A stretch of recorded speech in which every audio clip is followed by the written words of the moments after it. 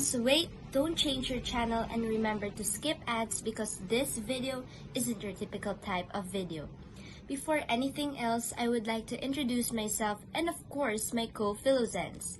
Hi, I'm Nicole Divino. Hi, I'm Ana Margarita F. And it's me, Chrissy Mercado, your guide for this video. We promise you that this video will fill your minds with lots of information and ideas about you as a human and the way you act and behave. This video also talks about promoting philosophy and communicating the essential components that make up a human person. It seems that you're wondering how to promote philosophy, right? But don't you worry, guys. We are here to help you answer all your questions in mind. Questions such as, who are you? Do you know who you are? How do you define life? We're sure that you thought and wondered about these questions, so this video is for you. Definitely, we will face consequences to have an answer. Those questions asked show how we practice philosophy in our daily life. We have to identify the cause, then go through the process, and finally the consequences that may provide answers. Philosophy is really more about the questions and answers, which consist the biggest and deepest questions in life. As we continue to find our way to the right track, learning shall continue. Philosens, are you ready? Whenever you hear the word philosophy, what comes to your mind? Let me answer that. The term philosophy is derived from a combination of two Greek words, philos, which means love, and the word sophia, which means wisdom. But what is philosophy? Philosophy is the study of general and fundamental issues such as reality, existence, knowledge, values, reason, and so on. What is a philosopher? A philosopher is a lover of wisdom. He or she puts meaning on what is out there, open to changes and discovery. He or she does not stop learning, wondering, and asking questions, eager for truth, meaning, and sense. Now, shall we continue to dive into the 5 categories? The first is the thematic types, which are the issues being addressed. The second type is the positional type, which is the proposed situation. The third type is the methodological types, which are the methods used to solve a problem. The fourth type is regional types, which are geographical locations.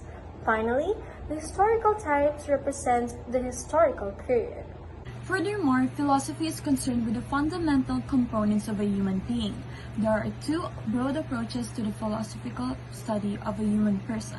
These are the metaphysical approach and existential approach.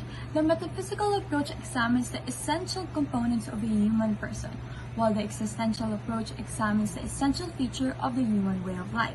To get a better understanding, let's start with the metaphysical kind. The body, soul, mind, and spirit are all essential components of a human being. These components also collectively define human existence. The body is a human's physical component. The non-bodily human components are soul, which emphasizes its life-giving function, the mind, which emphasizes consciousness, and the spirit, which emphasizes its non-bodily, non-biological, and non-physical nature.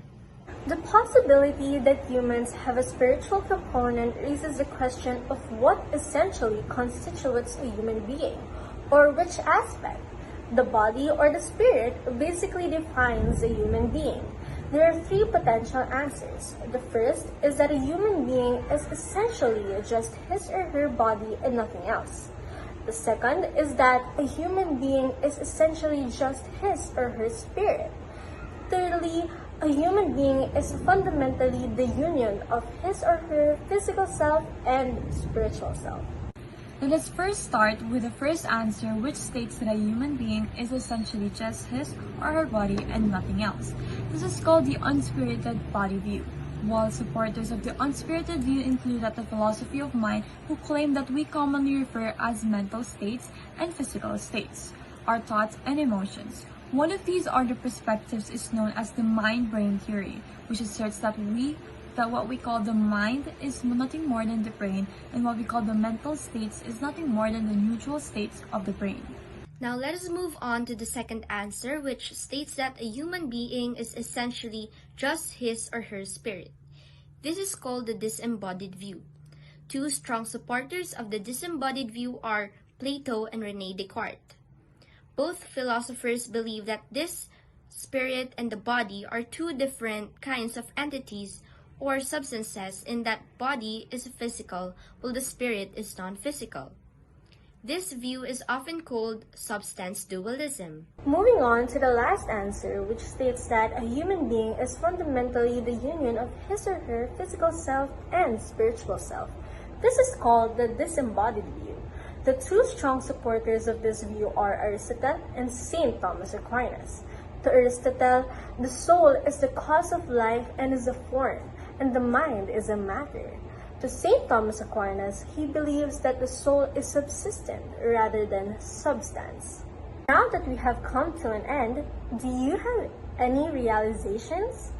Well, if you may ask, philosophy is not just about asking questions. It's about thinking deeply and logically analyzing common fundamental questions to get a suitable answer. For me, philosophy was able to help expand my knowledge. Philosophy taught me how to access the world and handle every situation well. It seems like we're not just here to cross a road, but we're here to encounter so many questions and decisions that are meant for us to reach at a very single end of it. Analyzing and deeper understanding is a must in dealing with philosophy, to use the benefit provided.